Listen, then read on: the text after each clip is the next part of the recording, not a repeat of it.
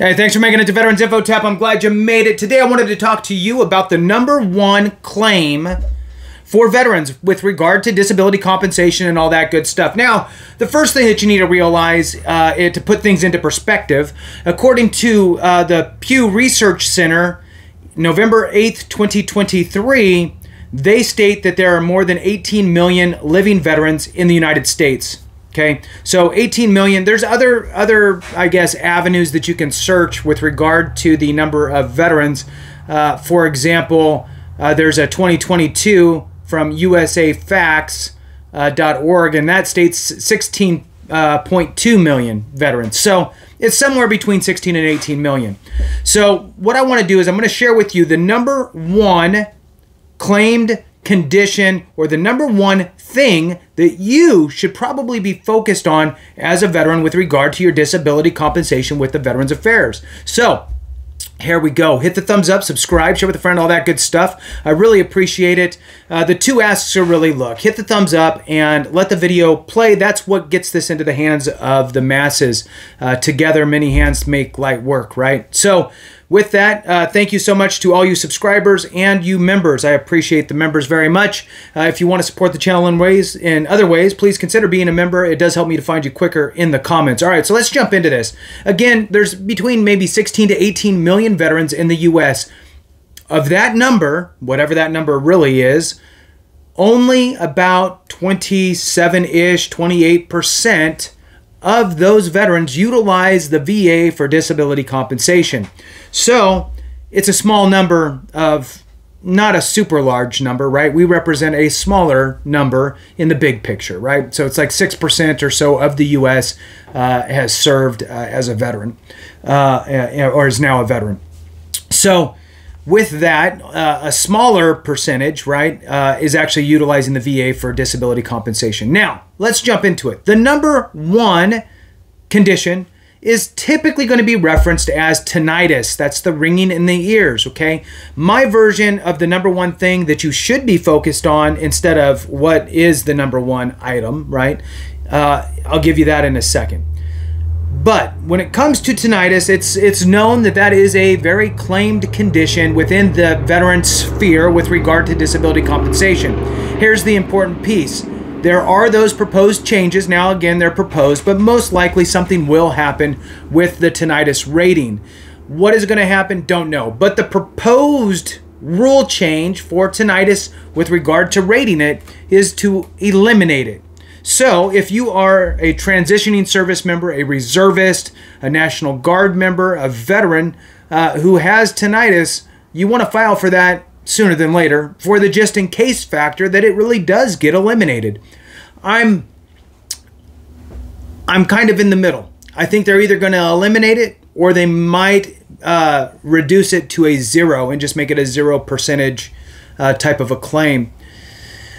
Either way, you should always file for it if you have it and get that part out of the way. Now, I'm going to move on to the second piece of this, right? What's the #1 condition that you should be filing for? And I will tell you this. There's a lot of information out there about all these different conditions and how to file for them, or how much they pay, or that they're a high value claim, or you can get a high percentage based on this condition, that type of stuff. That's all great and dandy. The reality is that it's a very individual thing, right? You need to identify within yourself the conditions in which you should be filing for with regard to service connection with the VA for VA disability compensation. So what you need to really, I guess, understand here is, what does a successful claim look like for the VA to get service connected, and do I meet that criteria for the conditions that I have? Now, I will tell you that if you have a condition today, then it might be a condition that you can get service connected. Also, you need to think very broadly. It's not just I injured myself conditions. It includes things like migraines. It includes things like GERD, gastroesophageal reflux disease. That's the bad heartburn. It includes arthritis, you know, the list goes on. Motor tics, I like to throw that one in there because people wouldn't ever think that that is a rateable condition. So like if you have an uncontrollable tic, a kind of a twitch, that would be a rateable condition. There is a rating schedule for that. So the bottom line is that if your condition is there today, you might be able to get that service connected if you can reach back in time and make that connection to your time in service. So I'm going to give you the 3 pillars, is what I call it, the 3 pillars of a successful claim. Now, obviously, there's a lot of nuance around it, and there's different variables and little different things that could potentially hang off of each of these pillars. I am going to exclude presumptive conditions because that's a whole other world.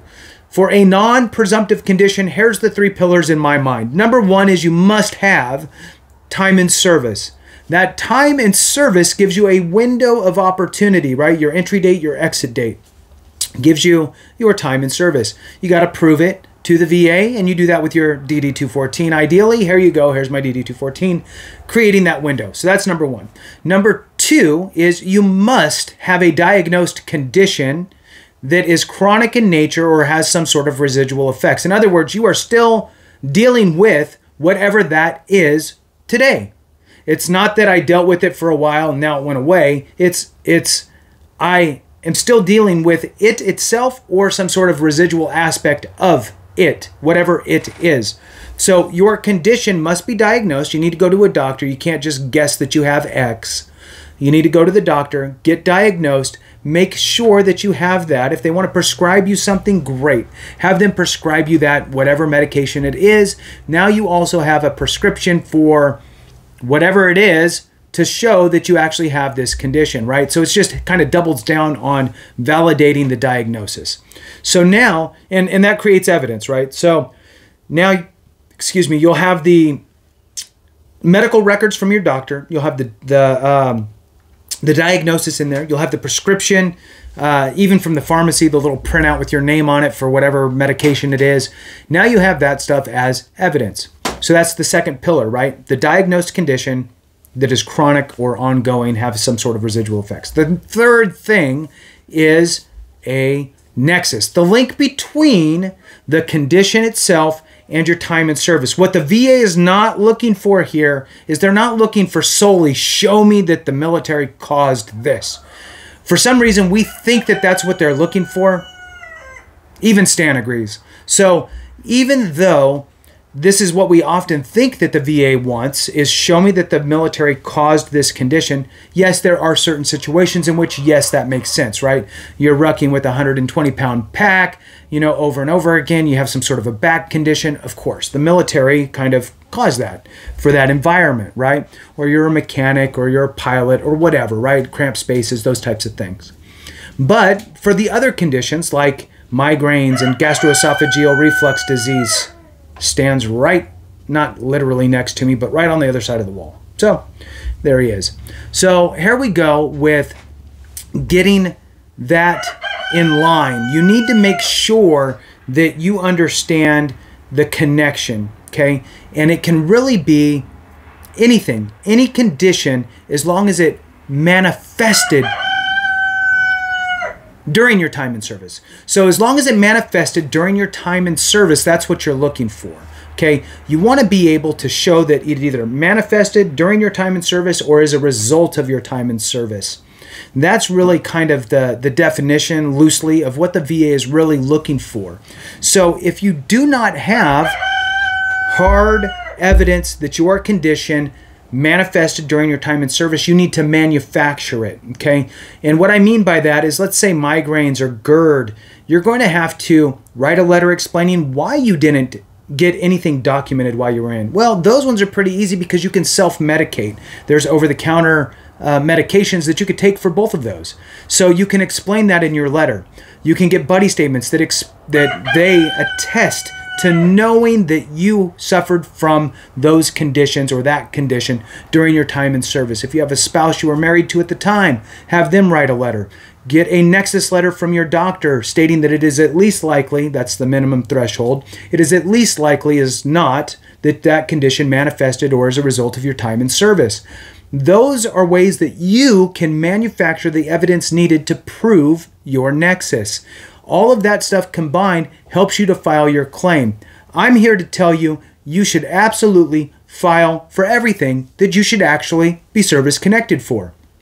Don't leave any of them on the table.